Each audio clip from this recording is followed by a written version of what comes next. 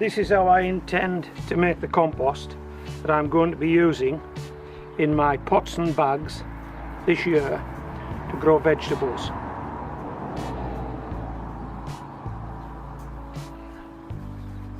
This what we have in the barrow is good quality topsoil. Okay, it's a clay topsoil. You can tell that by just the way it wants to roll into lumps quite easily. It's a clay topsoil, so we need to lighten it. We need to add something to it. Potatoes would certainly grow in this quite happily, but we can make them grow better if we do some work with it. Okay, if we modify it. So this is topsoil that I gathered free of charge from molehills. Okay, simply took a shopping bag with me when I took Molly for a walk, put it in the bag, brought it home, and now we're going to use it to grow potatoes and carrots and leeks and all kinds of things in. Okay, let me show you what I've got in this bag.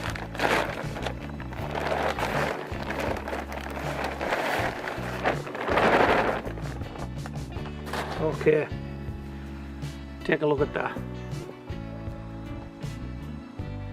Seaweed and leaves that's been composting down for about 2 or 3 winter months in bags. Now it hasn't quite got there yet, but it's getting there.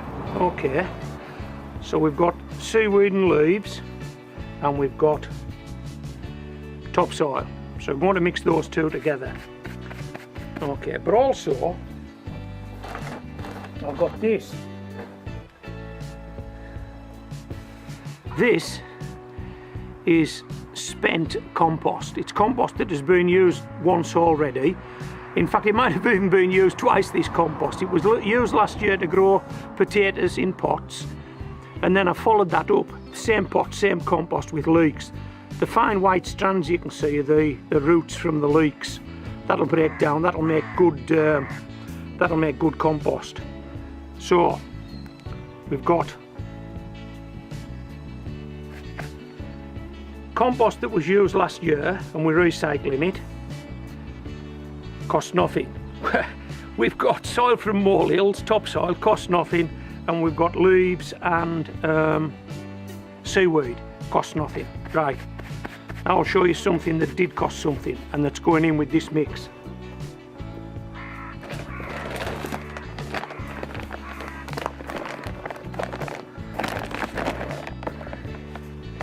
Bloodfish and bone. Okay, we'll throw a slack handful of this into this mix, and that's what's going in our pots. Seaweed and leaves, spent compost, topsoil from molehills, bloodfish and bone, all mixed up. Okay, now I've already done some mixing before I started this video, so I'll just move the camera around and I'll show you what it looks like when it's mixed up.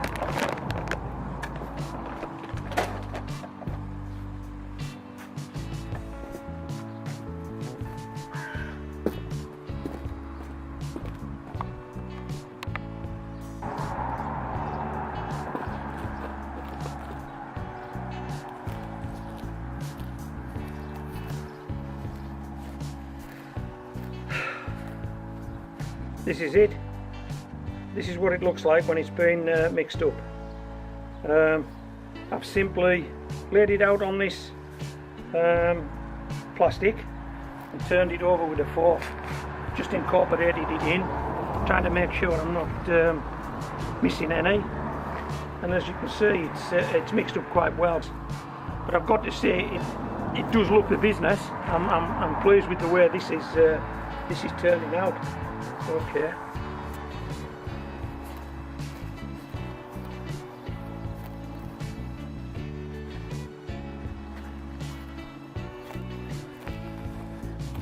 Okay, that's what it looks like.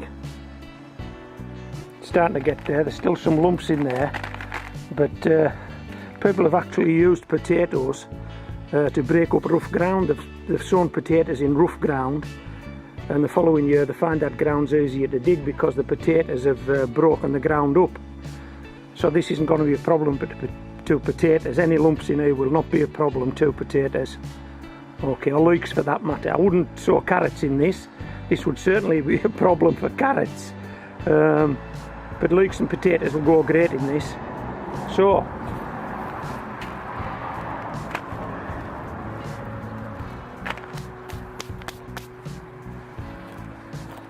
that's it then. That's this year's compost. We've started to mix it. We've quite a bit to do. There's no point in you seeing that. You've seen what I've done. This is all I'm going to do.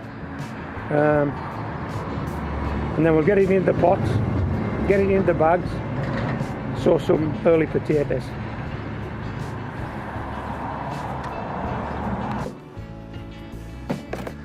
Time to make a start sowing the early potatoes. It's a lovely day today. These ones you can see are an pilot. This is a second early called Charlotte, and this is let me have a look under there, Foremost. Okay, I'll just move these out of shot. It's one of my 10-inch pots. You've seen these before. Just put 2 inches of compost in the bottom of that. It's about 2 inch. This is Foremost going in the pot, right in the middle. I think you might be able to see, yeah, sun shining on Foremost there, I think. Lighten it up in the bottom of the pot, and then simply half fill the pot with compost. Okay, I'll have 30 or 40 of these to do today,